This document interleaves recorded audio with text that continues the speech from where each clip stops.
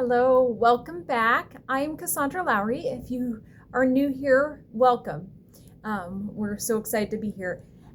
So I help moms to grow closer to God and also to one another, especially their families. And today we're going to be talking about extended families. But first, do you ever get decision fatigue? Did you know that was a thing? I honestly did not know that was a thing until we went to remodel a house that we use as a short-term vacation rental, and I had to make decisions. We were making big remodels to it, and I had to make a lot of decisions about colors, about where to place what, and just all kinds of different things. And I was done. I was so done with decisions, and I learned that decision fatigue is a real thing. I also learned that there are ways that you can combat that. You'll see some people that will only have a couple different outfits or a couple different shirts so that they don't have to make decisions, that they wake up in the morning and that is one less decision that they have to make. So people really do suffer with decision fatigue when too many decisions are put in front of them. So today, I want to talk about how you can help others get rid of some of that decision fatigue. When you're hosting events, having parties, or just doing something together, and you need a lot of help with something, or you need food brought in, different things like that, signups are huge. I've gotten to where I prefer kind of a planned potluck, where I have a sign-up sheet and I'll have signups for a main dish, and I'll put how many servings it probably should be. And then I have sign up for a fruit or a veggie or a side dish of some other sort, or a specific number of bags of chips or something along those lines, and then for desserts and then for drinks. But I have the number that they need to bring, like how many servings their item needs to be. And what it does for me, I know when I go to a potluck, I'm never sure, should I bring one of each dish? Should I just bring a lot of one dish? What should I do? So this is a way to help take that decision fatigue off of others, is they are told, okay, bring this or this or this, but you get to choose which of those you're bringing.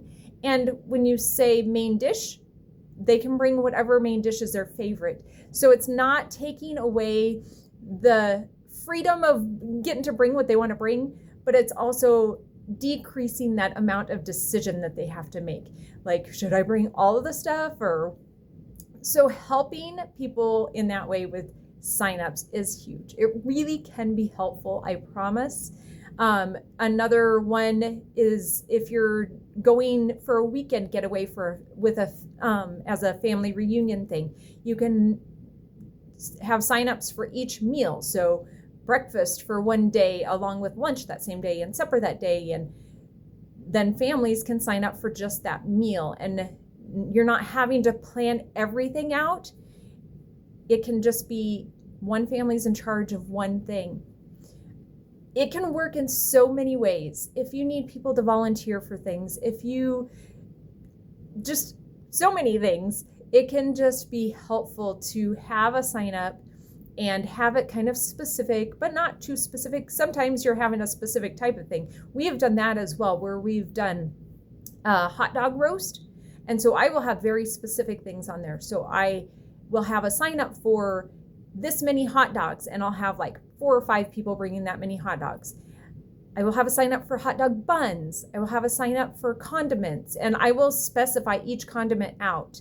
So usually people sign up for more than one item when that's the case, but I'll have ketchup, and I'll have mustard, and I'll have relish, and I'll have diced onions, all the condiments listed separately.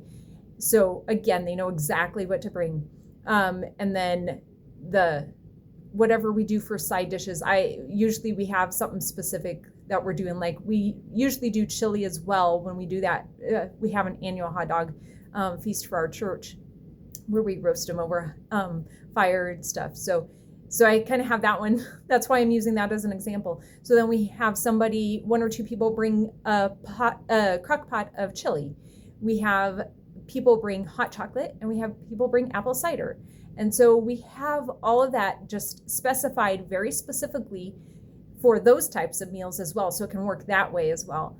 And it just helps make sure that everybody's going to be fed. You have enough of everything. And people don't have to make near as many decisions, and they can just sign up for what they want to bring ahead of time and bring it. And one of my favorite ways, we use paper a lot for our church. We have just a small church, so I just use paper at church most of the time.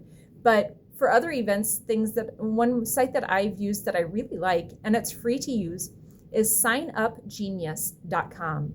And it is great for lots of types of signups. I have only used the basic version, the free version. They have a paid version. They're adding on lots of new things, like you can do auctions on there and fundraisers, and people can buy tickets. I've never done anything where people had to buy tickets or anything, so I don't know any of that aspect, but I've used it for meal signups. I've used it for like meal train signups when somebody's had a baby or a surgery or something like that. I've done it for that as well, and volunteer times. And so it works great for many different situations. That's signupgenius.com. And that's a wonderful site to use if you want to, especially if you're doing family from all over, doing a big family reunion. That's a great way to be able to make it possible for everyone to do that without 500 text in your family group text. So anyway, I hope that this is helpful for your next event that you do. And if it is, I would love to have you comment and tell me that it was helpful, or if there's another site that you use or another method that you use to do those types of things. I would absolutely love to hear some other ideas as well. Please comment with them. If you liked this, if you like this type of thing, please subscribe.